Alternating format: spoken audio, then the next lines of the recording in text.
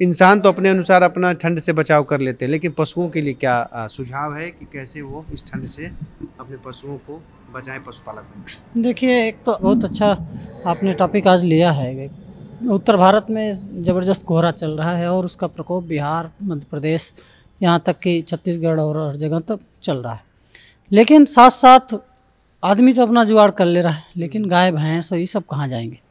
खासकर वो गोवंश जो कि शहरों में रहते हैं और खटाल में रहते हैं, उनके लिए बड़ी समस्या आ जाती है। क्योंकि आप देखे होंगे खटाल और इन सब की स्थिति क्या रहती है। शहरों में जो पालते हैं, जो सेमी अर्बन एरियाज़ हैं, वहाँ पे भी उनके पास अच्छे से शेड भी नहीं होते हैं, पर्दे वर्दे भी नहीं लगाते हैं। तो 4-5 चीज़ों का ध्यान रखना होता है इस सब ठंडी के मौसम में। पहला बात तो ये कि जो हमारे पशु हैं उनको जो बिछावन होता है, बहुत जगह आप अभी भी देखते होंगे कि जो बिछावन होता है वो पुआल डालते जाते हैं धीरे धीरे और उसी के ऊपर उनको रखते हैं। तो कई दिनों तक जैसे पुआल डालते रहे, उसके बाद उसमें रहे। लेकिन ठंडी के दिनों में क्या है, तो उसमें यूरिन जाएगा, जब उसका पेशाब जाएगा गाय भैंस का, तो वो जो है और ठंडा हो जाएगा। तो सबसे पहला काम ये करना है कि जो बिछावन है पूरा सूखा रहना चाहिए। उस पर जैसे अगर आप नहीं हटाना चाह रहे हैं तो पत्ते उत्ते डाल दीजिए। अगर मॉडर्न तरीके से आप करते हैं तो आप देख सकते हैं कि जैसे हम लोगों के यहाँ मैट है, तो मैट भी रखना है। तो ये जो मैट है ना, ये मैट क्या है कि आपका जो ठंडी से नीचे सरफेस ठंडा हो गया है, उससे इंसुलेशन का भी काम करेगा, तो वो ठंडा उस तरह से नहीं लगने देगा। तो मैट ज़रूरी है आजकल के ज़माने में। जब हम अगर कर रहे हैं, एक फ़ायदा ये होता है कि इसमें साफ़ सफाई भी हो जाएगी और जो रोज़ का गोबर और यूरिन है और ये सब भी उससे उस पर अटैच नहीं होगा। तो साफ़ सफाई बहुत ज़रूरी है। दूसरा, उस मैट को भी ठंडी के जब ज़्यादा प्रकोप है तो उसमें धुलने की भी ज़रूरत है। हम लोग सोचते हैं कि नहीं, उस मैट ठंडी है तो क्या रोज़ रोज़ धुलना है, और लेकिन उसके अंदर नीचे नीचे गोबर और ये सब भर जाता, बैक्टीरिया हो जाते हैं। तो उससे क्या होगा, पशुओं में थनैला रोग और ये सब होने के चांसेस बढ़ जाएंगे। आप देखते होंगे कि जो थनैला रोग का प्रकोप भी बरसात में बहुत ज़्यादा होता है, लेकिन ठंडी में अगर हमने उस मैट को, ये सब बिछावन को सही नहीं किया तो एक ये हो जाएगा। दूसरा ये कि पर्दे वगैरह हम देखते हैं कि बहुत जगह लगाते हैं, और पर्दे लगाना बहुत ज़रूरी है अपने पशुओं में। अभी शुरुआत हो चुकी है हमारे भी, अब हमने भी पर्दा लगाना चालू कर दिया हाथ से, और हो जाएगा। लेकिन उस पर्दों को लगाने में भी ध्यान रखना है।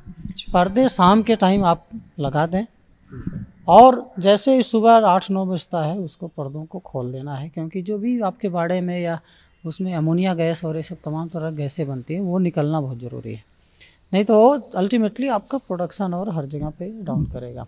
खासकर जो छोटे बच्चों के घरों में हम पर्दे वो सब लगाते हैं, उनको भी खोलना बहुत ज़रूरी होता है। और एक बात का और ध्यान रखना है कि जो ठंडी में हम लोग सोचते हैं कि नहीं ठंडी में है तो हमारे पास मान लीजिए 30-40 गाय भैंस हैं, तो सबको एक जगह एक छोटे से रूम में बंद कर दें, ऐसा कभी ना करें।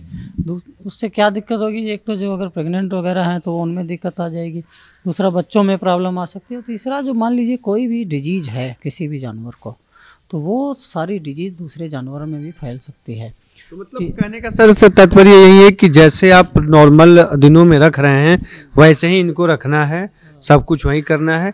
बस बचाव में है कि अगर खुला है जगह तो उसमें पर्दा लगाइए, आप रूम है तो आप पुआल नहीं लगा सकते तो मैट का उपयोग करिए, तमाम चीज़। जैसे कि आप देख सकते हैं कि जो यहाँ पे व्यवस्थाएं दी गई हैं, पूरे पशुओं के लिए मैट की व्यवस्था कर दी गई है। लगातार यहाँ पे साफ सफाई चल रहा है, देखेंगे तो कि पूरी साफ सफाई है। गोबर अगर निकल रहा है तो उसको तुरंत वहाँ से हटाया जा रहा है। तो ये तमाम तरह की व्यवस्थाएं की जा रही है, तो कुछ वैसा ही आपको भी ध्यान देना होगा।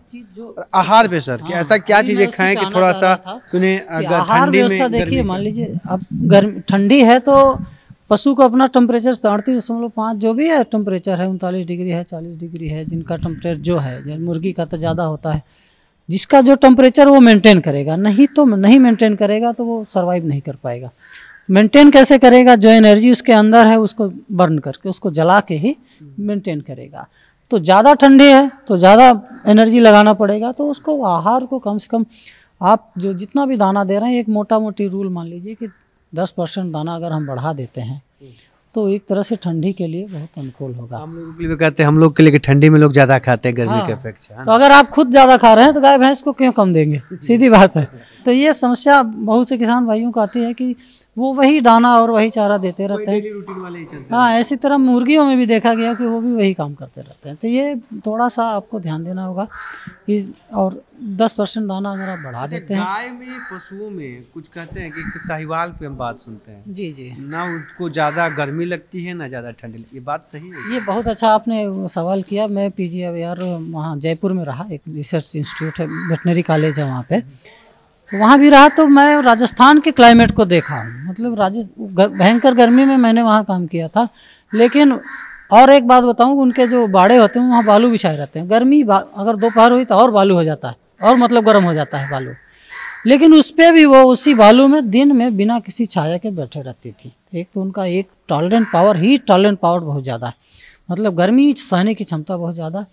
वहीं मैं दूसरी तरफ अपने यहाँ देखता हूँ, अभी आपको दिखाएंगे वीडियो में। अपने यहाँ देखता हूँ कि अगर आप रात में यहाँ आएंगे, रात में निरीक्षण करने हम लोग कभी कभी आते हैं, तो देखते हैं कि रात में बाड़े के अंदर नहीं रह के बाहर आ जा रही हैं, टहल रही हैं, घूम रही हैं, कोई उनको दिक्कत नहीं होती। इवन दो मिल्क का प्रोडक्शन भी नहीं डाउन होता बहुत ज़्यादा, मतलब बहुत रेयर ही कम होता है। अगर आपने दाना बढ़ा दिया तो बराबर रह जाएगा, कोई दिक्कत नहीं आएगी। इसका ये मतलब नहीं है कि आपके पास साहिवाल या ऐसा है देसी नस्ल की गाय है तो आप उनको छोड़ दीजिएगा। नहीं है, मैनेजमेंट उनका भी साफ सफाई के डॉक्टर साहब की बातों का ये नहीं है कि आप उनको छोड़ दीजिएगा कि ठंडी उसको नहीं लगती। मैनेजमेंट कर लीजिएगा, क्योंकि यहाँ पे भी व्यवस्थाएं रखेंगे तभी बेहतर। हाँ, हम लोग भी रखते हैं, बाड़े के अंदर ही रखते हैं। लेकिन अगर जो बाहर आ जाती है उनको भी उस तरह से ठंडी की प्रॉब्लम नहीं होती है। इसी तरह भैंसों में देखा गया, देखिए गर्मी में भैंसें परेशान रहती हैं, लेकिन आप ठंडी में देखेंगे तो वो जो है उनका कलर जैसा है, ब्लैक है, ब्लैक कलर ज़्यादा एब्जॉर्व करता है। जो भी धूप उनको मिली तो थोड़ा बहुत धूप को एब्जॉर्व कर लेती, तो उससे उनको ज़्यादा प्रॉब्लम नहीं होती। लेकिन भैंसों में खासकर ध्यान देना है कि दाना ज़रूर आप बढ़ा दें। दाना को 10-15% भैंस में अगर नहीं बढ़ाते हैं तो उनका प्रोडक्शन कम होगा, उनकी जो फर्टिलिटी है, मान लीजिए दिसंबर अंत तक जाते जाते दिक्कत होगी। कुछ लोग जिनके पास 1-2 गाय भैंस रहती तो रूम हीटर चालू कर देते हैं, सही है? देखिए, जिनके पास 1-2 गाय भैंस है तो वो रूम हीटर लगाए, नहीं तो इलेक्ट्रिसिटी का बिल ही इतना ज़्यादा आ जाएगा कि आप उस पशुपालन खतरे में। रूम हीटर लगा सकते हैं, रूम हीटर लगा सकते हैं, लेकिन उसके लिए पूरा वेंटिलेटेड होना चाहिए। अगर ये वीडियो आपको पसंद आया है तो इसे लाइक जरूर करें। अगर चैनल अभी तक सब्सक्राइब नहीं किया है तो कर लें, और नोटिफिकेशन पाने के लिए बेल आइकन भी दबा दें।